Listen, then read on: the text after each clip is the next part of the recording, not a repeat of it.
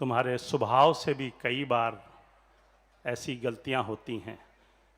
और रात को बैठकर जब वो बैलेंस मिलाते हो तो मिलाना कि मैंने आज 4 महात्माओं के साथ झूठ बोला, 2 इंसानों के साथ बिजनेस में कोई गलत बात कह दी, परिवार में मैंने अपनी पत्नी या पति या भाई या बच्चे या बेटे से कोई गलत शब्द कह दिया, तो रात को सोया मत करो। उसी वक्त रात को बैठकर हिसाब किया करो। अगर पत्नी से गलत बात कही है तो उससे हाथ जोड़कर माफ़ी मांगा करो, चरण छू के उससे माफ़ी मांगा करो।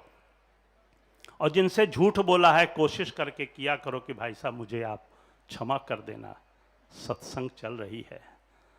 जीवन का सात्संगत वो आनंद का रास्ता बताया। तो मैंने कहा पिताजी ये लिखने से क्या फ़ायदा होगा, मैं तो दुकान पर बैठता हूँ, झूठ बोलना पड़ता है। कहते हैं बिल्कुल नहीं बोलना है। जो जीवन में सात्संगत आनंद ही तब आता है, कहते हैं दुकान ही तुम्हारी तब चलेगी जब तुम सच बोलोगे। इज्जत मान सम्मान आदमी पाने के लिए पैसा खर्च करता है, लेकिन भक्ति पाने के लिए ईमानदारी चाहिए, जुबान मीठी होनी चाहिए। भगत की पहचान कहते हैं। मैंने कहा क्या होती है, कैसे पता लगेगा ये भगत है? कहते हैं जिस गांव के अंदर, शहर के अंदर किसी इंसान के पास लाखों करोड़ों रुपए आ जाए तो वो जुबान से कहने की ज़रूरत नहीं पड़ती। उसके हाथों में, चारों हाथों में अंगूठियां सोने की, डायमंड की हो जाती हैं। 4 पहिया गाड़ी, 2 पहिया है, 4 पहिया आ जाती है, बड़ी गाड़ी आ जाती है, मकान बहुत बड़ा बन जाता है, चर्चा शुरू हो जाती है, भाई साहब इनके पास धन आ गया है। कहते हैं इसी तरह जो भगत होता है, जिनके ऊपर सतगुरु की कृपा हो जाती है, वो सात्संगत नम हो जाता है, उसकी जुबान मीठी हो जाती है। उसकी सबसे बड़ी पहचान है कि जैसे ही उससे कोई गलती होती है उसे पता लग जाता है। कहते हैं गलती कोई करता है, अगर गलती नहीं पता उसे लगती अपनी, तो सबसे बड़ी बीमारी है। और अगर गलती पता लग जाती है तो बहुत अच्छा इंसान है। और गलती करके अगर गलती माफ़ी मांग लेता है तो वो भगत हो जाता है, महात्मा हो जाता है, संत हो जाता है।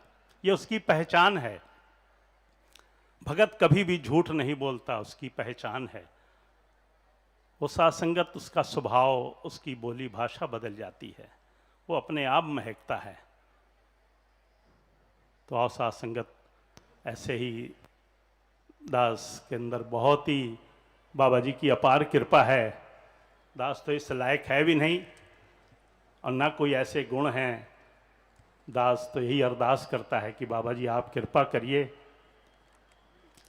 जितना भी ये सात्संगत बाबा जी आपने सबको ये जीवन दिया है, ये सोच भी सात्संगत बाबा जी आप कृपा करके ऐसी बना दीजिए कि हम कहीं भी रहें, कैसे भी रहें, आपकी जो वचन आए हैं हूबहू उन वचनों का हम पालन करें।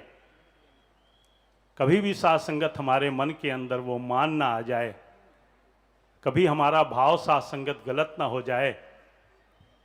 क्योंकि जीवन के अंदर सात्संगत अगर इंसान का भाव गलत हो गया तो धन चाहे जितना हो, चाहे जितनी बड़ी दौलत हो, कितना मान सम्मान मिल जाए, पद पदवी मिल जाए, लेकिन अगर सतगुरु के वचनों को नहीं मानते तो सात्संगत वो जीवन में वो आनंद नहीं आ पाता है, वो सात्संगत खुशी नहीं आ पाती है।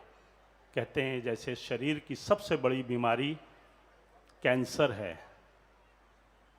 महात्मा कहते हैं कि अध्यात्म में सबसे बड़ी बीमारी है अहंकार, ईगो।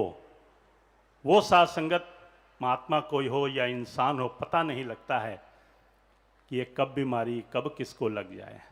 लेकिन जो आपसे गुरु से जुड़ा होता है, जो सात्संगत नित्य प्रति हर वक्त सिमरन करता रहता है, हर वक्त इसका आसरा रहता है, हर वक्त ये महसूस करता है कि बाबा जी मैं तो दुकान पर बैठा हूँ तो आप मेरे बगल में हैं, मैं दफ्तर में काम कर रहा हूँ तो आप मेरे बगल में बैठे हैं। कहते हैं ना कि ये कैमरा जैसे आज ये लगा है, तो जिसके ऊपर कैमरा पड़ता है तो सात्संगत वो महात्मा बिल्कुल अपने आप को फिट कर लेता है।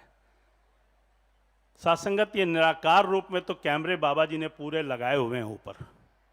हम कहीं घर पर हों, दुकान पर हों, नौकरी में हों, घर पर परिवार में बात कर रहे हों, कैमरा तो साथ संगत ऑन है बाबा जी का। हम अपने आप को हर वक्त जब तक फिट नहीं रखेंगे, जब तक गुरु की बात को हर वक्त महसूस करके जीवन में नहीं अपनाएंगे, तो साथ संगत वो आनंद नहीं आता। तो दास यही अरदास करता है, दास बाबा जी आप कृपा करिए, दास भी और आप सबके जितने भी महात्मा हैं सबके ऊपर ऐसी कृपा करिए कि सबका भाव ऐसा सुंदर बन जाए जैसा कि आप चाहते हैं। प्यार से कहना। धन्य निरंकार जी।